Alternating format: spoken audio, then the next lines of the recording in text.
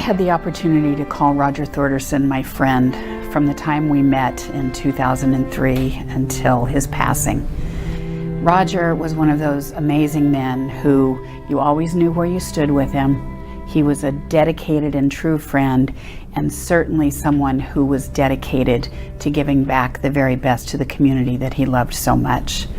He had the greatest sense of humor, and you always wondered what was going on if you saw that impish grin that Roger had, and if something really struck him funny. He had the greatest laugh, something that was so infectious, and you wanted to be involved in whatever it was that he was laughing about and enjoying so much.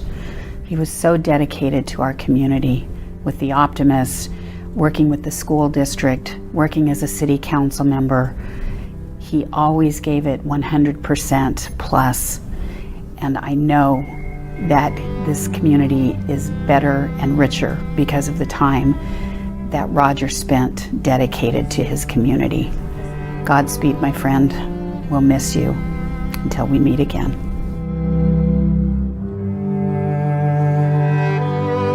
Most people call him Roger Dodger and have a lot of fun names for him, but I call him Roger Stop It.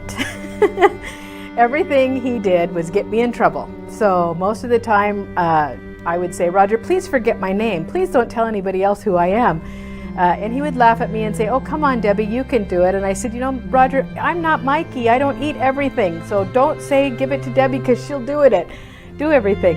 But he just kept laughing at me and telling me it was okay. He'd pat my little head and act like I was a 2-year-old and send me on my way.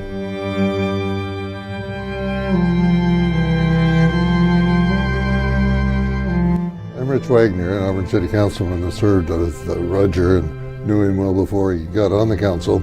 First time I met him was about 40 years ago when he was running the parade for Auburn days, or Auburn good old days at that time. And I showed up late and he managed to find a place for me in the parade. And it was typical of how he could just get the job done. When he joined the council, it was that way too, that from his long experience of running the school district bus system, he knew every corner of the city and the parts around the city because the school district's bigger. So we'll miss Roger both for his, but mostly for his ability to get the job done.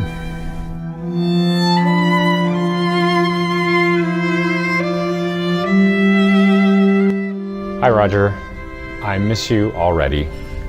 You are such an important part of my life here in Auburn, whether it was at the Y or at the college or just in the community. I could always count on you for wise counsel, for support, for being a great mentor, and an awesome, awesome friend. You're one of the reasons why I am living here in Auburn, and I'm really proud to do so. Thanks again, and we'll miss you.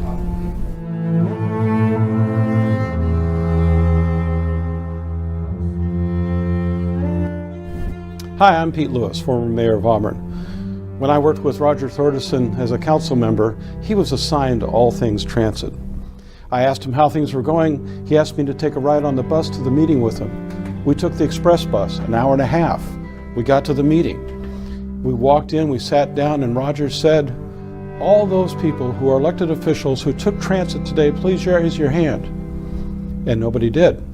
He said, staff who live outside of Seattle, Bellevue, took transit today, please raise your hand. And nobody did. He did that at every meeting. Over the course of a year, he changed the makeup of the people on transit, and he got us transit buses down here. Roger was responsible for many of the buses you see today, and he did it all with that little smile and a question.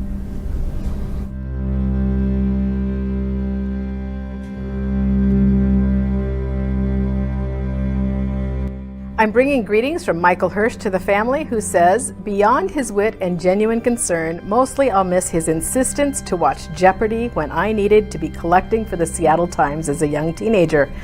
Of course, with his ability to persuade, I always opted for Jeopardy in the armchairs with Roger and cookies from Margaret.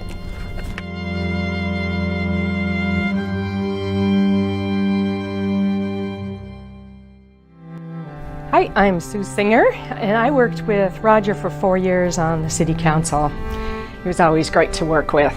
I noticed that some people underestimated him because he was so quiet. Until they got to know him and they found out how intelligent he was, and he could contribute in any area of the government, any committee. So sometimes we would have a lively discussion in the committee, but like I said, Roger is quiet. So he'd be sitting there until he had something important to contribute. But once in a while, if he didn't like the way the discussion was going, you'd hear a little snort from him. And that was usually enough to make me rethink my position.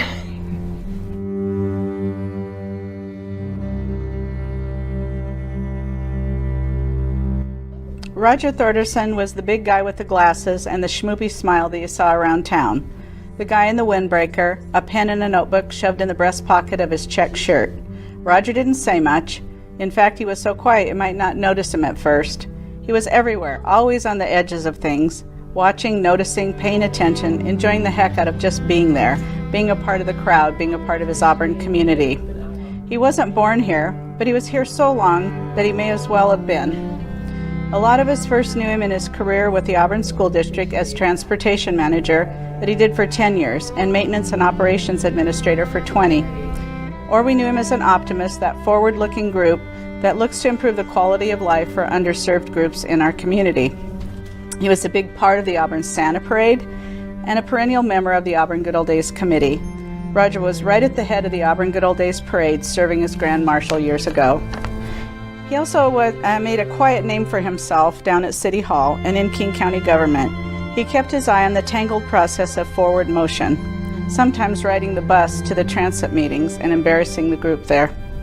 He kept his eye on the tangled process as he became a scholar, you might say, of how Auburn can meet the forward needs and the future head-on. You could ask him anything. He'd tell you what he thinks, what he knows, getting straight to the point with few words. He never said goodbye on the phone. He just hung up. That was Roger.